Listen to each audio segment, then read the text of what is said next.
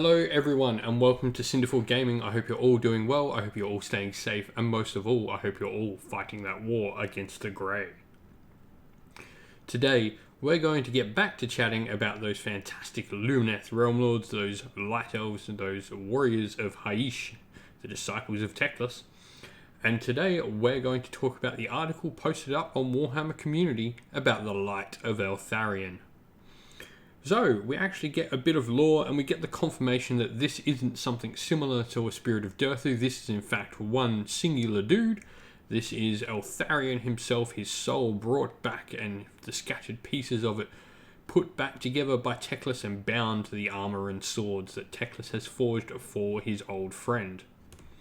For those who don't know much about Eltharion, I've got a lore video on the channel called Who is Eltharion, and you can go watch that. It should be down in the videos on the channel below. But let's talk about his rules, because we got a nice good look at his rules today, and my oh my, I think GW have really figured out how to make named characters now. So we saw this first with Gotrek. And I'm not likening Eltharion to Gotrek. He's definitely not on that same level. He's good, but he's not Gotrek good. However, they've found a way to make named characters seem and be as powerful without being overbearing or broken in any way. Just made them feel like they should. So the thing with like named characters is they've typically always been like a worse version just because you don't get stuff for them. I'm talking, of course, about characters like potentially like Vandus Hammerhand or Shalaxi Hellbane, the Keeper of Secrets, and stuff like that. They're just not as good as the regular options. However, these sort of characters that they've built up like Gotrek and now like Eltharion do a really good job of being a really killy piece, having the right survivability, not being able to be picked off easily or just generically, and giving the sort of fight that they should be able to do, with drawbacks of they don't have mounts, so they are relatively slow, but if they get into something, they're going to murder it. And I feel this is a good way for named characters going forward. I really hope to see more named characters at this sort of level of power. For me, named characters are what the story of Age of Sigmar is based in, and like without these characters, there's just no story to follow. They need to be so powerful on the table to show the stories we read about them and realize why these warriors actually lead entire armies. So let's get into talking about his rules, because we've got a lot of rules revealed for him. So the first part it goes into is it starts talking about the narrative, and like I've said, you can go find that in another video on the channel. However, we then get into some rules, and it goes, it's not easy to harm a warrior with no body. Well, no duh. And this is represented in games by the Light of Eltharion's 7 wounds, so decent for a foot hero, 3+ save profile, and a special rule that makes him pretty tough to take out. That special rule in particular is Spirit Armor. So Spirit Armor makes him ignore modifiers positive or negative when making save rolls for attacks that target this model. He is ethereal. As you would expect, he's effectively a source of light. He should be ethereal. In addition though, he also halves the damage inflicted by attacks made by missile and melee weapons that target this model rounding up. So, once again, this is something very similar to Gotrek. However, there is one key difference here, and that is he does not halve mortal wounds from magic, which makes sense. This dude is forged back together by Teclis' magic, so it makes sense that he can be brought down by magic. This is a key thing that I think a lot of people, when first reading up the rules on this character, sort of mistook or overread and didn't realize was a thing, because this brings him back into line very well with a lot of other characters and stops him from being that too overbearing.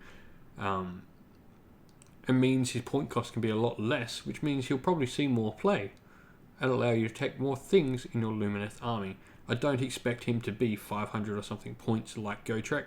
I am much more seeing him sitting at the 220, 250 point mark, maybe 300 maximum. Depends, we haven't quite seen all his rules, and there may be more that we haven't yet seen.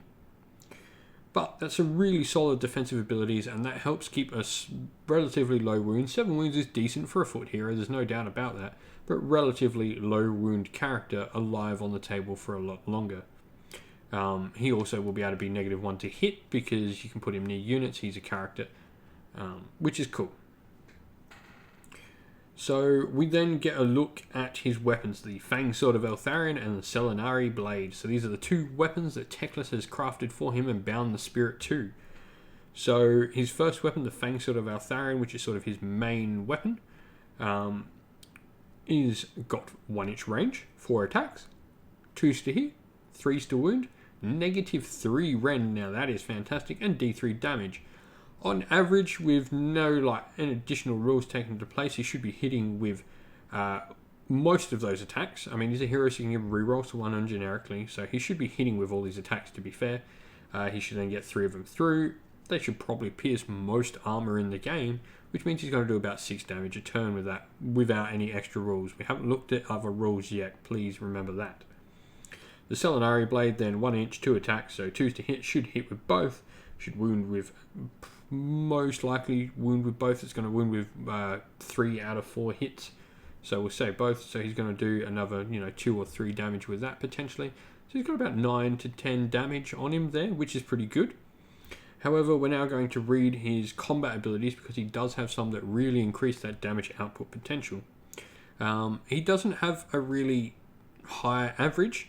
He has a very high spike, though, is what I'll say. Like, a lot of his abilities that we're going to read proc on 6s and only work on 6s, which with he's only got 6 attacks on his base model, which means only one of those 6s is actually happening a turn on average. So, however, there's the potential for lots of 6s to be rolled, which means he has a lot higher potential to spike high, which is going to be interesting, seeing can there be ways within the army to make those spikes happen more. So the first one is the Fang Sword of Eltharion, which is his main weapon. It adds 1 to wound rolls for attacks made by the Fang Sword of Eltharion if this model made a charge move in the same turn, so he becomes 2s and 2s when he charges. In addition, if an unmodified roll for an attack by this model's weapon, that is the Fang Sword of Eltharion, is a 6, that inflicts a mortal wound in addition to normal damage. So like I said, you're only actually going to proc that. Because this is only actually on one of the weapons, he's only actually going to, because it's on the hit, sorry, it's on the wound roll. We'll read into the next rule, but you're realistically only going to get 1, maybe 2 a turn. It's not actually going to be anything overbearing, but it does have the potential to spike high, as I've said. He then has the Supreme Swordmaster ability, which is he ignores negative modifiers when making hit rolls for attacks made by this model. That is really good, and probably one of almost the best rules on the model. It means that his damage potential can't be harmed. He's going to do this amount of damage. Obviously, you can do negatives to wound, but with hits, negative to hits is much more common. And this means his damage potential cannot be harmed in any way from non-bonuses to hit, and there's a lot of those in the game, so that's a really, really strong rule. In addition, if an unmodified hit roll for an attack made by this model is a 6, so this goes for both weapons, that attack scores 2 hits on the target instead of 1. Make a wound roll and save roll for each. So this sort of adds into what I was saying before about the Fang Sword, is that you can potentially spike your Fang Sword high and do some extra mortal wounds. But this also here, once again, can spike really high. You can roll, 1 6 on average is what you're rolling with his initial attacks. However, there's every chance that on the Fang Sword, all of a sudden you roll 3 6s, and now he's got 6 attacks with that Fang Sword. He's probably doing a mortal wound now, and he's doing a lot more damage. So that's really all that was given to us for him. There were some nice shots of the model, sort of showing how he's put together. And I will say about this model, it's just such a fantastic piece of engineering to put this model together and make it work how it does. It is a fantastic sculpt, and probably the best sculpt in the entire Lumineth Realm-Lords range. It's really well done. And props to whoever worked on this sculpt. You did a fantastic job.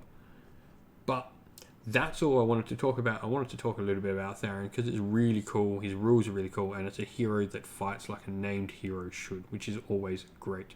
But anyway, I'd like to hear your thoughts on the Light of Eltharion. Leave them in the comments below. Don't forget to give the video a like and subscribe to the channel. We put out videos, or we try to put out videos daily. Can't always be the way. I got 2 kids. But that's all from me for now.